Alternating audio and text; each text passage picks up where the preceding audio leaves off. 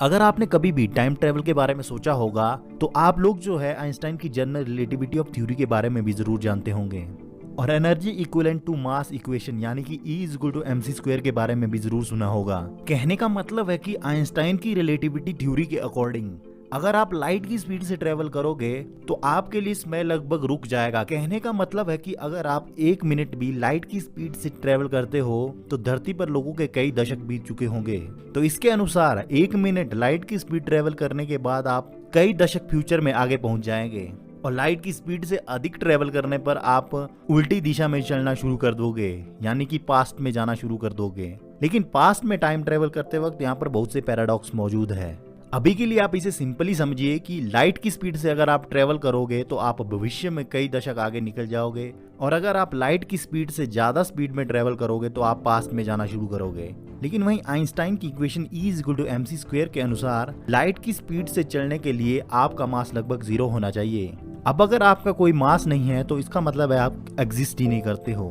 तो इसका मतलब है कि आप लाइट की स्पीड से ट्रेवल ही नहीं कर सकते हो। तो यहीं पर एक तरीका है जिससे कि मैथमेटिकली म्यूगल एल्क्यूब्रे ने अपने 1994 की रिसर्च पेपर में बताया कि कैसे आइंस्टाइन की जनरल थ्योरी ऑफ रिलेटिविटी से एल्क्यूब्रेन ड्राइव के जरिए लाइट की स्पीड से भी अधिक स्पीड में ट्रेवल किया जा सकता है और वो भी बिना इनफाइनाइट एनर्जी और मास को लॉस किए बिना।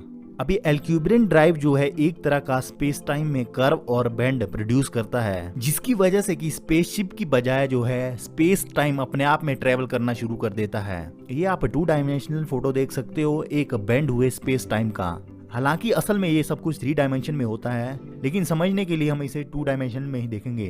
तो इस बैंड को जो है प्रोड्यूस किया जा सकता है एक डोनट जैसी दिखने वाली स्पेसशिप से जिसमें कि ब्लैक मैटर का इस्तेमाल किया जाएगा स्पेस टाइम में सामने एक बैंड पैदा करने के लिए।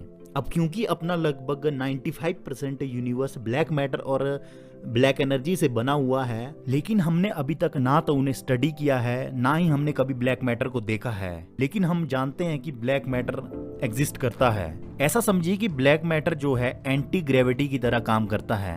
जैसे ग्रेविटी अपनी तरफ खींचती है वस्तु को वैसे ही ब्लैक मैटर जो है एंटी ग्रेविटी प्रोड्यूस करते हैं जिसकी वजह से जो है यूनिवर्स लगातार एक्सपेंड करता जा रहा है। तो इसी फिनोमेना का यूज करके स्पेसशिप से जो है स्पेस टाइम में इस तरह का बेंड प्रोड्यूस किया जा सकता है और जितनी चाहे उतनी स्पीड को अचीव किया जा सकता है।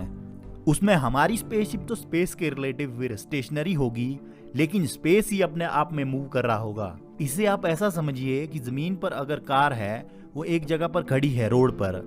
अब अगर अचानक से रोड ही अपने आप में चलना शुरू कर दे तो कार तो उस पर स्टेशनरी है उसके अंदर आप भी स्टेशनरी हो। लेकिन रोड ही अपने आप में चलना शुरू कर जाए और रोड अपने आप में चाहे जिस मर्जी स्पीड से चले लेकिन आपकी कार तो उस पर स्टेशनरी ही रहेगी। तो वैसा ही यहाँ पर कुछ होगा कि स्पेस अपने आप में ट्रेवल करेगा स्पेसशिप उस पर स्टेशनरी रहेगी और उसके अंदर आप भी स्टेशनरी रहोगे जिससे कि हमें ना तो इनफाइनाइट एनर्जी की जरूरत पड़ेगी और ना ही मास लॉस यानी कि 0 मास की जरूरत। लेकिन इस कॉन्सेप्ट के लिए ब्लैक मैटर का पता होना बहुत जरूरी है। हालांकि अगर ब्लैक मैटर के बारे में पता चल भी जाए पूरी तरह से फिर भी इसमें बहुत सी मुश्किलें हैं। लेकिन हाँ हम कह सकते हैं कि मैथमेटिकली ये चीज पॉसिबल है।